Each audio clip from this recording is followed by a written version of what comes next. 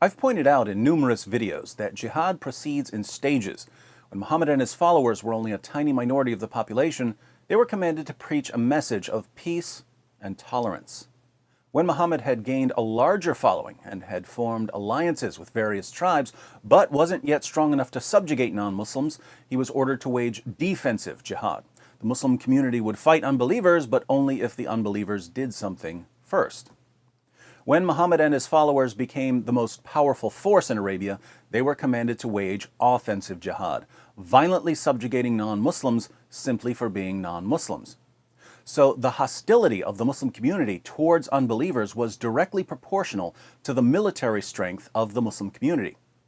The Muslim population in France is somewhat higher than the Muslim population in most other European countries, and the numbers have risen very sharply in recent years, so we shouldn't be surprised to see an increase in terrorist attacks. What we might find surprising is that many of the terrorists, before turning to jihad, spent years living very un-Islamic lifestyles. They were what we might call bad Muslims. Why would bad Muslims care enough about Islam to wage jihad? Mohamed Lahoué Boulel, for instance, who killed 84 people in Nice, reportedly drank alcohol, ate pork, took various drugs, went salsa dancing, had a pretty wild sex life, didn't fast during Ramadan, and didn't go to the mosque. He only recently began taking his Islamic faith more seriously. But once he began taking Islam seriously, he crashed a truck into a crowd of men, women, and children and shouted Allahu Akbar during his shootout with police. We see this pattern over and over again among jihadis. Young Muslims go clubbing, go drinking, and then suddenly go on a killing spree shouting Allahu Akbar. And the friends and relatives of the jihadis then point to their past behavior as proof that they didn't really care about Islam, so they must have decided to slaughter unbelievers in the name of Allah for some other reason. I wish that politicians and reporters and people in general would make some sort of informed effort to understand why so many Muslims who've spent years engaged in very un-Islamic behavior end up waging terrorist attacks. Because anyone who really wants to know why young Muslims can rapidly transform from party animals to suicide bombers will quickly learn that France has produced a recipe for endless terrorist attacks. But since it's unreasonable to expect politicians and the media to do any actual thinking, we'll once again have to do the difficult work for them. Let's go through France's recipe for endless jihad, and to help our leaders and reporters, I'll once again make this so shockingly simple, a 4-year-old can understand it. First, many young Muslims, like many young Christians and many young Jews, live double lives. Muslims are raised to believe that Islam is true, that the Quran is the perfect word of Allah, and that Muhammad is a wonderful pattern of conduct. But they grow up in France, where they're free to do just about anything they want. So they do the kinds of things that many high school students and college students do. They drink, they do drugs, they have sex. In most Muslim countries, they wouldn't have the same easy access to alcohol and so on. But in France, they can do what they want. But here's the key. They still believe that Islam is true. They know that they're not living according to the teachings of the Quran and the Hadith, but they believe that they're supposed to live according to the teachings of the Quran and the Hadith. So they're Muslims in terms of what they believe, but they're not Muslims in terms of their actions. And again, plenty of Christians and Jews can relate to this. There are lots of people from different religious traditions who aren't living according to the standards of those traditions, but who still believe in the traditions. This is what I mean when I say that many young Muslims live double lives, believing one thing, but doing another. Second, the Islamic beliefs of these Muslims are almost never seriously challenged. They're told all their lives by their leaders and their families that Muhammad was the greatest man who ever lived, that the Quran has been perfectly preserved, right down to the letter, from the time it was revealed to Muhammad, that the Quran is filled with miraculous scientific insights, and so on. Now, these beliefs are complete nonsense, but no one bothers to show the Muslim that these beliefs are complete nonsense. In fact, quite the opposite. Politicians and the media go out of their way to block criticism of Muhammad and the Quran. People who dare to tell Muslims the truth about Islam are called racists and bigots and hate-mongers and Islamophobes. And this makes it very easy for the Muslim to dismiss any criticisms of Islam. Oh, they're just criticizing my beliefs because they're racists, not because there's any real problem with my beliefs. So the Muslim goes through life convinced that Islam is indisputably true, and this conviction is never seriously challenged. Third, some of these Muslims eventually decide to be good Muslims instead of bad Muslims. Since they've gone through life believing one thing but doing another, They've had the same kind of internal struggle a Christian or a Jew might go through. The same kind of internal struggle someone who smokes might go through if he believes that smoking is bad but continues to smoke anyway. And the Muslim, either because he's matured or because he's been confronted by some more devout Muslims, decides to become more consistent. He decides to actually do what Allah and Muhammad command him to do. So he stops drinking, he stops clubbing, he strives to be a good Muslim so that he can be accepted by Allah.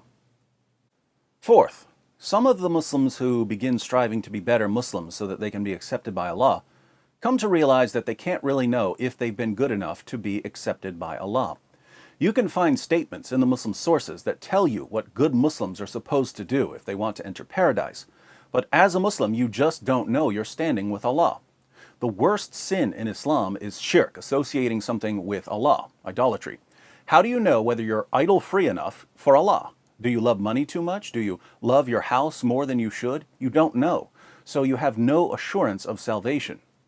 And here's where things get scary. Even the best Muslims don't know what Allah is going to do with them on Judgment Day. Even Muhammad himself didn't know what Allah was going to do with him. In Surah 46, verses 8 to 9, we read, "Or do they say, he, Muhammad, has fabricated it? Say, if I have fabricated it, still you have no power to support me against Allah. He knows best of what you say among yourselves concerning it," i.e. this Quran. "Sufficient is He as a witness between me and you, and He is the oft-forgiving, the most merciful. Say, O Muhammad, I am not a new thing among the messengers of Allah, i.e. I'm not the first messenger, nor do I know what will be done with me or with you. I only follow that which is revealed to me, and I am but a plain warner." Muhammad is commanded in the Quran to say that he doesn't know what Allah is going to do to him. And the verse is referring to salvation. We know this because when Muhammad actually says what Allah tells him to say, it's in the context of salvation. Let's look at a passage. In Sahih al-Bukhari, 3929, a devout Muslim named Uthman dies, not the Caliph Uthman, a different Uthman, and a Muslim woman says to the body, "I bear witness that Allah has honored you." Muhammad replies, "How do you know that Allah has honored him?"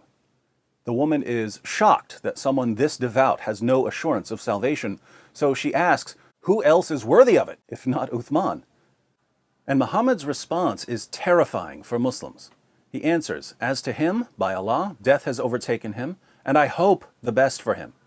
By Allah, though I am the messenger of Allah, yet I do not know what Allah will do to me." This is Muhammad, the greatest Muslim in history, saying, "You want me to tell you what Allah is going to do with this guy? I'm Allah's prophet, and I don't even know what He's going to do with me." Muhammad's closest companion, Abu Bakr, the first of the rightly guided caliphs, said, "If I had one foot in paradise, I would still fear Allah's deception." Now, if the best Muslims didn't know what Allah was going to do to them, what hope is there for bad Muslims? If Abu Bakr didn't feel safe, and you've spent half your life drinking and gambling and partying and fornicating, how can you possibly feel safe? You can't. Fifth, there is one way to feel safe and know that you'll be accepted by Allah. You already know what it is, don't you? If you know it, how difficult do you think it is for the conflicted Muslim to figure out? If he doesn't know, trust me, the online recruiter will tell him. In Sahih al-Bukhari, 2787, Muhammad declares, Allah guarantees, notice, now you have a guarantee from Allah Himself, that He will admit the mujahid, the jihadi, someone who wages jihad, in his cause into paradise if he is killed. Otherwise, He will return him to his home safely with rewards and war booty. If you get killed while waging jihad, Allah guarantees you'll go to paradise. So even if you've spent years violating basic Islamic teachings, Allah makes you an offer. Die while killing unbelievers, and your salvation is assured. Putting all of this together, think about it this way. Suppose this circle represents the total Muslim population of France, several million Muslims. Many of these Muslims will be secular. Let's say that this circle represents the Muslims who aren't secular and whose heads are filled with silly claims that supposedly prove that Islam is true. Some of these Muslims will be very devout and will do what Muslims are supposed to do, but many others will end up doing things that are forbidden in Islam, even though they sincerely believe that it's true. This circle represents the bad Muslims. Of the bad Muslims, some are going to continue being bad Muslims all their lives, while others are going to decide to become good Muslims at some point. In this circle are the bad Muslims who decide to become good Muslims. Many of the Muslims who try to turn their lives around will be perfectly satisfied saying their daily prayers, giving alms, taking the pilgrimage to Mecca, and so on. They'll think that they're okay with Allah because they're doing what Muslims are supposed to do. Others will be scared and distressed. They understand that because they've done so many bad deeds, they can never be sure that their good deeds will outweigh their bad deeds. They'll have constant anxiety about their eternal destiny. They're in this circle. Some of these Muslims will press on and continue to live as Muslims, even though they're terrified about what might happen on Judgment Day. They'll just try their hardest and hope for the best. But some of these frightened Muslims won't want to spend their lives in a state of constant anxiety and uncertainty and to gamble with their salvation. They'd rather accept Allah's guarantee of a one-way ticket to paradise for anyone who dies while waging jihad.